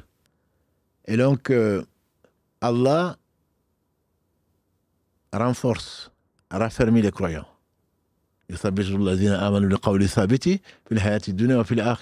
la sourate Ibrahim, Allah dit, Allah raffermit les croyants dans la vie par la parole ferme, dans ce bas monde, dans l'au-delà. On dit c'est la ilaha illallah. Aucun être n'est digne d'adoration si ce n'est Allah subhanahu wa ta'ala. Donc, que l'âme soit éprouvée au point de choisir entre la vie et la mort, et qu'il choisit quand même la mort pour vivre, pour l'éternité, voilà la preuve de l'élection d'Allah subhanahu wa ta'ala. On ne demande pas, comme l'a dit le prophète sallallahu alayhi wa sallam, ne demandez pas la rencontre de l'ennemi. Donc on n'a pas à demander au Allah, comme certains le disent, même samedi d'ailleurs, avec Karim, barakallahu fi, qui demande, je ne suis pas... On dit que Allah éprouve les gens qu'il aime. Je ne me sens pas éprouvé. J'ai dit, mais c'est justement une épreuve. C'est une épreuve. Est-ce que tu vas remercier Allah, comme l'a dit Suleiman, alayhi salam? Voilà un bienfait d'Allah pour qu'il sache, bien pour que les gens sachent plutôt, si je remercie Allah ou si je fais partie des ingrats. Donc, on est éprouvé. Il ne faut pas chercher des épreuves. Par contre, Allah a choisi les gens, il les a purifiés. Le prophète sallallahu alayhi wa sallam a dit, Allah... certains de ses serviteurs d'Allah, il les éprouve au point que, quand ils quittent ce bas monde, ils n'ont aucun péché. On ne cherche pas l'épreuve. Mais quand on rencontre des épreuves, il faut être ferme. Malgré tout ce qui s'est passé, malgré les percussions, je dirais même des assassinats, les gens, ils n'ont pas changé de religion. Parce qu'Allah les a aimés, Allah les a renforcés. Allah a prouvé aux uns aux autres, à les ennemis en particulier, qu'ils peuvent disposer de leur corps, jamais de leur cœur. L'islam est basé sur trois choses. Et c'est ce qui n'a pas plu aux polythéistes. C'est la reconnaissance de l'unicité d'Allah subhanahu wa ta'ala. Deuxièmement, c'est la croyance à un jour dernier qui est éternel. Où chacun devra rendre compte de ce qu'il aura fait dans ce bas monde. Et la troisième chose, c'est le bon comportement. Malgré les persécutions, malgré l'adversité, malgré tout ce que le croyant subit, il ne justifie pas ses actes en fonction de ce que les autres font. On peut choisir. Si on a choisi Allah, alors on accepte, tout en, bien sûr, en résistant. La résistance ne vient que d'Allah subhanahu wa ta'ala comme tout bien, mais on n'a pas justifié un mauvais comportement parce qu'ils m'ont fait ceci, parce qu'ils m'ont fait cela. Et c'est ce qui va expliquer, Inch'Allah, leur passe vite. C'est ce qui va expliquer, Inch'Allah, pourquoi ou comment Allah a libéré certains de ses serviteurs qui ont fait la première hijra en Abyssinie. Mais ça, c'est une autre histoire, Inch'Allah, qu'on abordera, si Allah le veut, la semaine prochaine. Barakallahu fikoum pour votre patience. On va laisser la parole, Inch'Allah, à Mohamed Adda pour relayer vos questions. Oui, cher salam alaikum. Alaykum assalam. Barakallahu fik, alhamdulillah, épisode très, très intéressant et très prenant, en tout cas dans la narration. Barakallahu fikoum à tous et à toutes. Salam alaikum à toutes et à tous d'abord. Barakallahu fikoum pour votre fidélité. Vous êtes encore nombreux ce soir, plus de 2000 personnes, Allah barak. Alhamdulillah, il y a quelques questions. Juste avant les questions, pour rappeler que, parce que la question a été, je l'ai vu passer plusieurs fois, les lives de la mosquée, c'est le samedi, 21h, le lundi et le mercredi. Donc ça, ce sont les jours de live et vous pouvez retrouver toutes ces émissions-là qui sont enregistrées et repostées le lendemain en replay sur la chaîne YouTube. Donc n'hésitez pas à consulter, à vous abonner à la chaîne YouTube de la mosquée, Inch'Allah. Barakallahu fikum. Cher, la première question que j'avais notée à la dernière minute, la semaine dernière, je l'ai laissée de côté. Ça concernait surtout l'épisode de la semaine dernière où c'était le poids de la révélation. La personne, elle posait la question, est-ce que la révélation a changé la personnalité du prophète sallallahu alayhi wa sallam, dans le sens où après la révélation, il lui arrivait de s'isoler souvent, donc il a pris une certaine forme de solitude en fait. Est-ce que avant la révélation, il était moins dans cette démarche-là de solitude en fait? Disons que la révélation est venue, comme on l'a dit, alhamdoulilah, la révélation est venue pour l'éduquer, pour parfaire son éducation. On a vu que Allah a voulu qu'il ne connaisse pas son père, qu'il ait perdu sa mère à 6 ans, qu'il ait perdu son grand-père à 8 ans, qu'il ait vu qu'il a été berger. Allah a voulu il l'a aimé, donc il l'a éduqué lui-même, bien qu'il éduque tout un chacun au travers des différents événements. Mais Allah s'est occupé particulièrement de son éducation.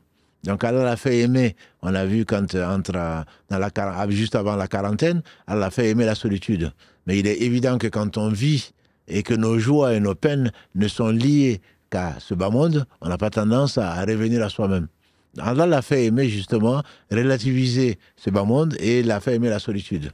Et c'est ce qu'il continue à faire, bien qu'il était extrêmement responsable, c'était le meilleur, et donc il s'occupait de tout. Surtout, il était très touché par tout ce qui arrivait à ses compagnons pour la cause d'Allah subhanahu wa ta'ala. Mais néanmoins, et on a dit peut-être la semaine dernière ou la semaine d'avant, qu'il tenait absolument la solitude avec Allah. Et il disait, de votre bas monde, on m'a fait aimer 3 choses. Et celle à laquelle je tiens le plus, c'est la prière. Là, c'était la prunelle de ses yeux. Et donc Allah l'a dit dans la sourate 73 en particulier. Et les savants disent que le qiyamul layl ou le tahajjud était une obligation pour lui. C'est-à-dire le fait de prier, Allah dit Inna sanulqi alayka qawlan ya ayyuhal muzammil qum al-layla illa qalila nisfahu aw inqus minhu qalila aw zid alayhi wa rattil qur'ana tartila. Malgré ces persécutions-là, Allah lui dit, c'est une sourate, on dit la 2e ou la 3e sourate qui a été révélée, après la sourate Al-Alaq, au temps qui est recouvert, lève-toi et prie la moitié de la nuit. Allah dit la moitié, ou alors un peu moins, ou un peu plus. À cause donc de ce qu'il recevait comme révélation, et on a vu, il ne dormait pas beaucoup. Non seulement il ne dormait pas beaucoup, mais en plus le jour, il était persécuté. Son honneur était bafoué. Physiquement, il était attaqué. On a divorcé avec ses 2 filles. On l'a traité de tous les noms. Et n'empêche que la nuit et le jour, il vaquait à ses occupations, mais il se retirait la nuit justement, et ses compagnons avec, puisque Allah dit dans le dernier verset de cette sourate 73, je crois que c'est le verset 29, Inna rabbaka ya'lamu annaka taqumu adna min thuluthay layli wa nisfahu wa thuluthahu wa ta'ifatun min alladhina ma'ak. Ton Seigneur sait que tu priais les 2 tiers de la nuit, la moitié ou le tiers de la nuit, toi et tes compagnons. Donc c'était vraiment pour justement face à la bêtise, face à l'injustice, le meilleur, il est toujours été le meilleur compagnon, mais la meilleure chose à faire, c'est s'adonner à la prière. C'est s'adonner à la prière. Parce que tu sais que celui qui voit tout, qui entend tout, qui est tout puissant, qui t'a choisi pour la vérité, pas bien entendu justifier entre guillemets nos bêtises et nos tendances et nos passions au nom de la religion ou de quoi que ce soit, mais si parce que tu as été droit, parce que tu n'as dit que la vérité, parce que tu as résisté au faux, si c'est pour cela, tu sais que la victoire est proche. Par ta mort peut-être, ou avant, ou après. Parce qu'on n'a pas le temps ce n'est qu'une question, on n'a pas le temps de rentrer dans... La victoire c'est quoi? C'est de mourir en tant que musulman. Personne n'est assuré de mourir musulman. Donc la pression peut être telle que on renonce à la foi. Mais quand je dis on renonce, je ne parle pas d'Ammar. On renonce vraiment à la foi. Allah sait qu'on a perdu la foi, c'est-à-dire qu'on a renoncé, on a vraiment accepté de lâcher donc l'islam. Bon, ça, c'est vraiment la pire des choses. Donc la solitude avec Allah, la solitude, c'était, ce fut, et jusqu'à la fin de sa vie, comme tu le sais, Aïcha disait au Ya Rasulallah, sallallahu alayhi wa sallam, pourquoi tu donnes autant de mal alors qu'Allah t'a pardonné toutes tes erreurs à venir à passer. Il a dit, Ya Aïcha, est-ce que tu ne veux pas que je sois un serviteur très reconnaissant? Quand on sent le besoin d'Allah, on doit l'invoquer. Quand on sent qu'on est comblé d'Allah, on doit le remercier. Donc, en toutes circonstances, la solitude avec Allah, quelqu'un disait, je trouve ça très beau, être parmi les gens et avec Allah. C'est que même quand on est avec les gens, il faut se rappeler Allah. On peut être des millions. Là, on est plus de 2000, comme tu dis, mais les meilleurs d'entre nous, c'est ceux qui sont avec Allah en même temps. C'est pas parce qu'on est noyé, entre guillemets, dans une masse, qu'on oublie Allah. Au contraire. Même si on est parmi les gens, même si tout le monde a oublié Allah, nous, on sera responsable d'avoir pensé à Allah, de l'avoir invoqué, de l'avoir évoqué, pour qu'Allah subhanahu wa ta'ala nous vienne en secours. Barakallahu fik, Cheikh, pour la réponse. Je voudrais revenir sur le passage, puisqu'il y a des questions qui ont été posées dessus, forcément, sur le passage où tu disais que quand on est contraint, qu'on craint pour sa vie, il est permis de faire des interdits, comme le mensonge par exemple, ou si on a plus de 3 jours sans avoir mangé, et la seule nourriture qu'on trouve, c'est du porc, c'est d'en manger juste pour continuer en fait à vivre. Oui. Peut-être revenir un petit peu sur cette partie-là, parce que les gens se posent la question, du coup il y en a qui disent est-ce que le fait de résister, de continuer à croire et d'attendre le secours divin en quelque sorte, attendre qu'Allah nous sorte de là, est-ce qu'il ne faudrait pas continuer quand même à résister malgré tout? Peut-être juste repréciser en fait dans quelles circonstances vraiment on est obligé de... Disons que c'est une faveur d'Allah subhanahu wa ta'ala. S'il avait voulu, on serait comme des anges, on n'aurait pas besoin de manger et de boire. Et le prophète alayhi salatu salam jeûnait des jours entiers sans arrêter. Et donc, on lui dit, et les compagnons voulaient l'imiter, puisqu'il était le modèle. Il leur a dit, mais moi, mon Seigneur, me donne à manger et à boire. Et il y a un livre que je ne citerai pas, où quelqu'un qui avait été injustement dans les prisons, dans un pays d'Afrique, qui était dans les prisons, elle dit qu'elle est une femme, on dit on l'a privée du manger et du boire. Elle dit qu'on lui mettait de l'eau jusqu'au cou, mais elle n'avait pas faim. Elle sentait, alors que c'était une période qui n'était même pas une période de cueillette de raisin, elle sentait le goût du raisin dans sa bouche. Donc Allah peut nourrir et abreuver qui il veut par les moyens qu'il veut. Donc ce n'est pas ce qu'on voit directement. Mais si Allah nous éprouve, est-ce que ce sont ses commandements? On peut se prétendre courageux et donc ne pas manger, ne pas boire. Mais écoute, moi j'ai faim, mais c'est pour Allah. Celui qui est éprouvé et qui n'a pas de quoi manger et boire et qui a de quoi, Allah l'éprouve par ce qu'il avait interdit en temps normal, celui-là, s'il ne mange pas, il n'a pas obéi à Allah, il s'est suicidé. Mais ça ne veut pas, bien sûr, dire qu'on va prendre des côtelettes de porc et avec soi, on va les griller et finalement, on va dire, mais c'est pas mal. Non, c'est pas ça. C'est parce qu'on remercie Allah de nous avoir permis ce qu'il a interdit en temps normal.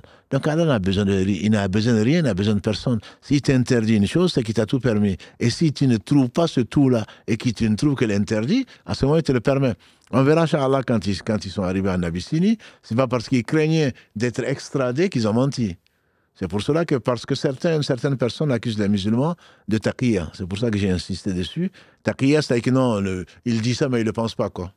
Karim a dit ça, mais c'est pour sauver sa vie et sa tête. Non, c'est pour plaire aux gens. Non, c'est pas ça. L'islam, c'est pas ça. C'est Allah te permet de faire des choses qui sont interdites parce que la vie l'emporte sur autre chose. Un musulman n'est pas un menteur. Un musulman ne doit pas, comme je dis souvent, les Arabes, même non-musulmans, ne mentaient pas. Le mensonge, c'est quelque chose d'extrêmement grave. Mentir sur Allah, c'est encore pire. Donc, il faut vraiment, Allah nous permet, parce qu'il a voulu nous éprouver, il nous permet donc de dire le contraire de la vérité dans des cas exceptionnels. Et ceux qui ne croient pas, c'est quand tu dis quelque chose qui correspond à ce qu'ils aiment, ils te diront non, ils ne le pensent pas. Tu n'es pas dans mon cœur. Je le dis parce que c'est Allah, je sais qu'Allah sait ce que je dis, Allah sait ce qui est dans mon cœur. Je ne le dis pas pour te faire plaisir. Et un musulman qui s'amuse à mentir pour plaire aux gens, Allah va le dévoiler. Non seulement c'est un péché, mais en plus, il va être dévoilé parce que personne ne mourra, alors qu'Allah subhanahu wa ta'ala n'a pas dévoilé le fond de son cœur. Donc il va l'éprouver au point que les gens sauront que c'est un menteur, ou les gens sauront que c'est un véridique. Donc on ne peut pas mentir à Allah. Je me répète, et je me répète surtout pour moi-même, il faut qu'Allah nous donne la sincérité, il faut lui demander, parce qu'on peut mentir à tout le monde sauf à Allah. Donc ce n'est pas parce que j'ai eu l'occasion d'avoir de l'interdit que je vais l'apprécier. Les savants disent, on en mange, on n'en prend même pas avec soi. On n'en prend même pas avec soi, pour faire une réserve au cas où. Non. Parce que tu comptes sur Allah, si Allah t'a permis de faire ça, c'est lui qui va te donner ta provision ailleurs, qui peut être une provision qui sera certainement meilleure que celle que tu veux emporter. C'est un manque de confiance à Allah que d'emporter donc ce qui est interdit. Et alhamdoulilah, si tu n'as pas, au moment où tu crains pour ta vie, Allah te permet donc de manger ce qui est interdit, mais pas à satiété, comme l'a dit le prophète sallam, le fils d'Adam n'a rien rempli de pire que son estomac. S'il a vraiment quelques loqmas suffisent, c'est-à-dire quelques bouchées suffisent, et c'est bien vrai, surtout quand on a fini de jeûner, on s'en rend compte, quelques bouchées suffisent. Et il dit, si vraiment il fallait insister, il fallait manger, il faut remplir l'estomac d'un tiers, donc de nourriture, un tiers d'eau, et laisser au moins le dernier tiers pour l'air, pour pouvoir respirer. Et nous, parfois, surtout après le jeûne, on mange tellement qu'on n'arrive même plus, bon, on en parlera peut-être aussi à la levée pendant le ramadan, on n'arrive même plus à prier. Voilà. On n'a qu'une envie, l'estomac plein, on n'a qu'une envie, c'est de dormir. Voilà. Et en tout cas, quand on écoute le Coran ou autre chose, on ne profite pas de ces nuits, et encore, comme on dit, ventre plein n'a point d'oreille, ou ventre vide n'a point d'oreille, peu importe. C'est que quand on vraiment, on pense à autre chose et on a tendance plutôt à dormir et ne pas profiter comme il faut. Alhamdulillah, ce que je retiens, c'est surtout ce passage où tu dis Allah nous a permis de manger quelque chose d'illicite pour notre survie, en fait. Je trouve ça très, très, très, très bien et ça résume, je pense, tout.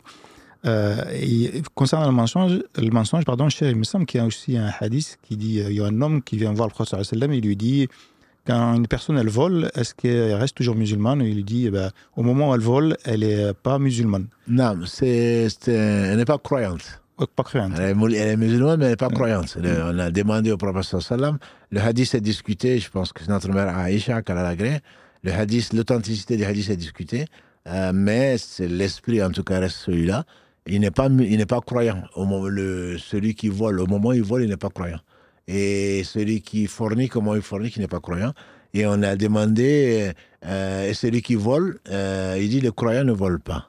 Ne ment plutôt. Ouais, le croyant ne ment pas. Et Aïcha disait qu'il n'y a pas un sale caractère, un défaut pire aux yeux du prophète sallam que quand on dit que quelqu'un ment. Donc le mensonge n'est pas, il est, comme on le sait, n'est autorisé qu'exceptionnellement. On ne va pas rentrer dans les détails. Ouais. Mais puis surtout, il ne faut pas se mentir, quoi. Je veux dire, ce n'est pas... quand j'entends des gens, oui, je suis quelque part, il n'y a pas de halal. Moi, j'ai dit, il n'y a pas de halal. Tu as des œufs, tu as des tu as des fruits de mer, tu as du fromage, tu as tout ce que tu veux. Mais parce que si tu as envie de manger du porc, tu n'as pas besoin, ou de manger du haram, tu n'as pas besoin de chercher des excuses. Mange-le.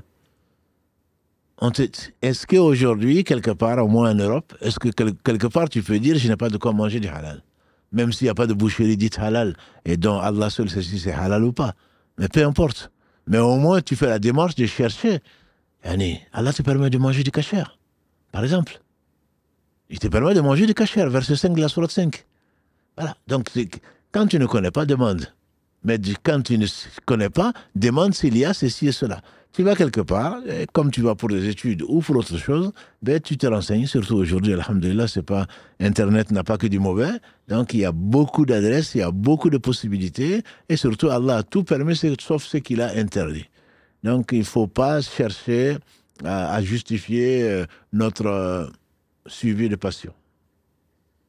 Pour rester dans la continuité un peu de cet échange-là, quand tu as parlé, la question était posée justement, quand tu as parlé de Saad Ibn Waqis, c'est ça? Quand sa maman, elle dit, quand elle a appris qu'il était musulman, elle fait un chantage en quelque sorte en disant si tu continues dans cette voie, j'arrête de manger, je me laisse mourir en quelque sorte. Ouais. Donc là, si j'ai bien compris, lui, il a quand même résisté, il a tenu. Et la question impose, est-ce que sa maman, par la suite, elle est devenue musulmane ou pas? Il y a la maman de Saad, je n'ai pas vu dans les différents livres qu'on a recommandés, là, que Karim avait mis, et c'est pas le seul, on a mis plus d'une dizaine de livres. Je n'ai vu dans aucun qu'elle est devenue musulmane. En tout cas, elle a mangé, ça c'est sûr. Elle a mangé avant de mourir. Donc, c'est juste pour dire que, comme le disait le professeur sallam, la ta'atun li makhluqin fi ma'asil khaliq.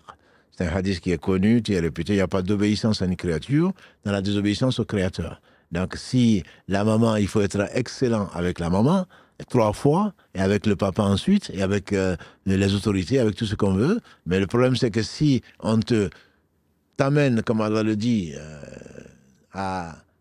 ton père, ta mère te demande de faire des choses qui sont interdites, on n'a pas à le faire, quoi. Comme on entend aujourd'hui beaucoup de... notamment pour le mariage, pour la célébration, pour je ne sais quoi d'autre. Mon père me dit, s'il n'y a pas ça, il n'y a pas de mariage. Ma mère me dit, s'il n'y a pas ça, je ne viens pas. Prie pour elle, prie pour lui. C'est pas ça qui va te sauver au jour du dernier. Non, j'ai obéi, Allah dit, attention, da'wat shar, comme elles aiment bien le dire. Da'wat shar. C'est-à-dire, c'est la malédiction, attention, la malédiction d'un parent. Et si Allah te maudit, toi, la mère ou le père? Non. Tu as ton droit à condition que tu sois dans le droit chemin. Et je mets en garde mes frères et sœurs, la malédiction, a dit le prophète sallam, si elle est produite, si elle est proférée, elle court, elle monte au ciel et parcourt l'est comme l'ouest. Si elle trouve la personne, si elle le mérite, elle tombe sur elle. Si elle ne trouve pas la personne, ou si la personne ne mérite pas, elle revient sur la personne qui l'a proférée.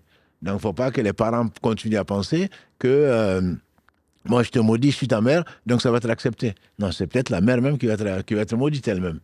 Et j'en profite, puisqu'on parle de fête et tout ça, cette histoire de Choua Rabbi, Choua Kalbi. On m'a déjà demandé ça, la personne se reconnaîtra. Choua Rabbi, Choua Kalbi.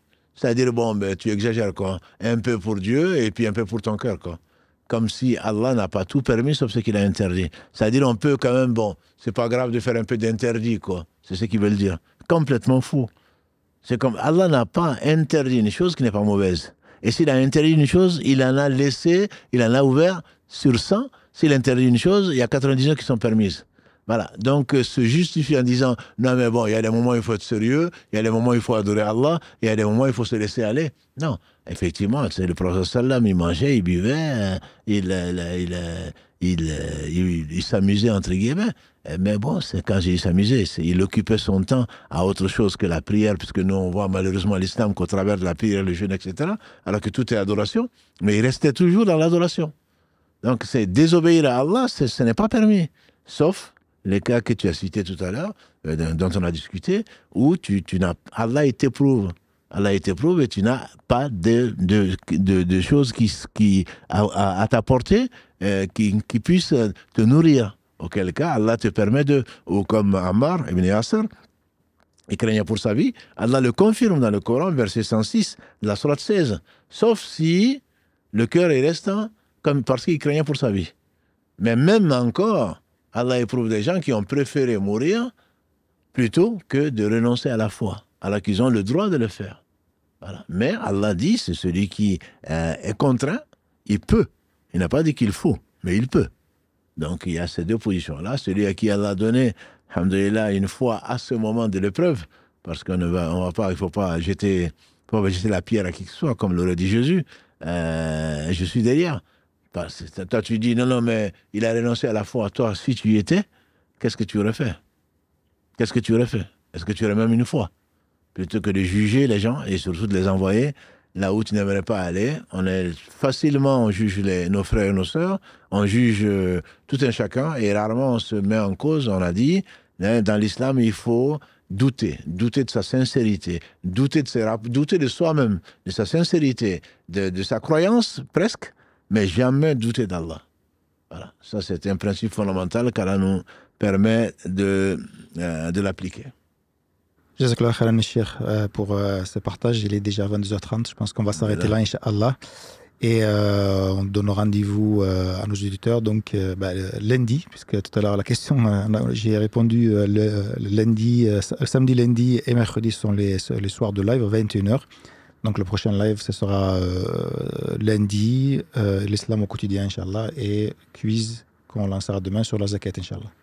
Inch'Allah, donc tu mettras Inch'Allah demain, où c'est déjà programmé, le quiz. Donc on va essayer de continuer sur les piliers et articles de foi que nos frères et nos sœurs apprécient particulièrement. Donc ça nous encourage, alhamdoulilah, à continuer dans cette voie-là. Et s'il y a d'autres suggestions, Inch'Allah, on les étudie, hein, comme tous les messages auxquels on essaye de répondre, et ils sont nombreux. Qu'Allah vous bénisse et qu'Allah vous aime et qu'Allah nous fasse aimer les gens qu'il aime. Donc si on parle de Muhammad sallallahu alayhi wa sallam, c'est pour l'aimer plus que nous-mêmes. Si on parle de ses compagnons dans cet épisode-là, c'est pour dire qu'il a été accompagné par les meilleurs et surtout pour relativiser. On dirait non, lui c'est un prophète, il a pu supporter. Mais ce sont des hommes et des femmes, pas comme nous, mais qui ont une foi qui les a amenés à rester exemplaires tout en adorant Allah subhanahu wa ta'ala sans rien lui associer. Donc c'est possible. Allah n'aurait pas envoyé des hommes comme ça, on aurait dit oui, mais ça c'est les prophètes. Je ne suis pas un prophète, moi. Et on entend encore malheureusement aujourd'hui, je ne suis pas un compagnon. Heureusement que tu n'es pas un compagnon. Si tu savais qui était un compagnon, le prophète sallallahu alayhi wa sallam nous a dit leur valeur. Si tu dépensais le poids en or d'une montagne, tu n'atteindrais même pas quelques mains remplies de ses compagnons. Donc ce sont des hommes qu'il faut aimer. C'est pour cela que chaque fois qu'on entend parler d'eux, il faut dire qu'Allah les agrée. Et Allah les a agréés, avec ou sans trois. Laqad radi Allahu anil mu'minin. Allah dit dans la sourate 48, il dit dans la sourate 9 également, وَالسَّابِقُونَ الْأَوَّلُونَ مِنَ الْمُهَاجِرِينَ وَالْأَنصَارِ وَالَّذِينَ تَبِعُوهُمْ بِإِحْسَانٍ رَضِيَ اللَّهُ عَنْهُمْ وَرَضُوا عَنْهُ. Verset 100 de la sourate 9, les précurseurs ou les premiers parmi ceux qui ont émigré, ainsi que ceux qui les ont reçus donc à Yathrib, à Madina, et ceux qui les ont suivis dans l'excellence. Qu'Allah nous compte parmi ceux-là. On ne pouvait pas être avec eux, alhamdulillah, ce sont les meilleurs hommes, et c'est peut-être pourquoi, en tout cas, on a essayé au moins de dire pas qu'on n'a pas comparé leurs épreuves à celles du prophète sallam ou des autres prophètes, pas du tout. Ils les atteindront jamais. Mon exemple, a-t-il dit, par rapport à vous, c'est comme l'exemple de la lune par rapport aux étoiles. Donc, un prophète, on pourra surtout le meilleur d'entre eux. On ne se compare pas à lui. On ne doit même pas se comparer à des compagnons, puisque Dieu les a choisis. Il dit le meilleur siècle ou les meilleurs gens, ce sont ceux qui m'ont accompagné, ensuite ceux qui suivent, ensuite ceux qui suivent. Il ne s'agit pas de nous comparer à eux, mais c'est quand même pas respectueux de dire moi je ne suis pas un compagnon. C'est pas respectueux. Parce que je ne suis pas bon. En fait, en gros, Allah a choisi ces gens-là, moi j'en suis loin. Tant mieux, si tu en es loin, tu dois au moins les aimer. Et c'est sur ça, Inch'Allah, que je m'arrêterai. Quand Al-Nasali, un bédouin, est venu trouver le prophète sallam en disant à quand la fin du monde? Il a dit malheureux, qu'est-ce que tu as préparé pour la fin du monde? Il a dit je n'ai pas grand-chose pour la fin du monde, sauf que j'aime Allah, j'aime son prophète. Et le prophète, que Dieu le bénisse, il a dit l'homme ira avec les gens qu'il aime. Donc, si on n'aime pas les compagnons du prophète sallam, on n'aime pas le prophète sallam, on n'aime pas Allah. Quoi qu'on en dise, quoi qu'on affirme, c'est faux. Donc, on demande à Allah subhanahu wa ta'ala son amour, que lui se le donne, et l'amour de son messager sallallahu alayhi wa sallam et des autres prophètes, l'amour des gens qu'il a aimés parmi les autres prophètes, parmi leurs compagnons et également parmi les compagnons de Muhammad sallallahu alayhi wa sallam, qui sont les meilleurs après les prophètes. Qu'Allah les bénisse tous, qu'Allah vous récompense pour dans votre confiance, surtout sur lequel on insiste, Karim, Mohammed et moi-même, parce que ça n'a pas de prix, on a dit.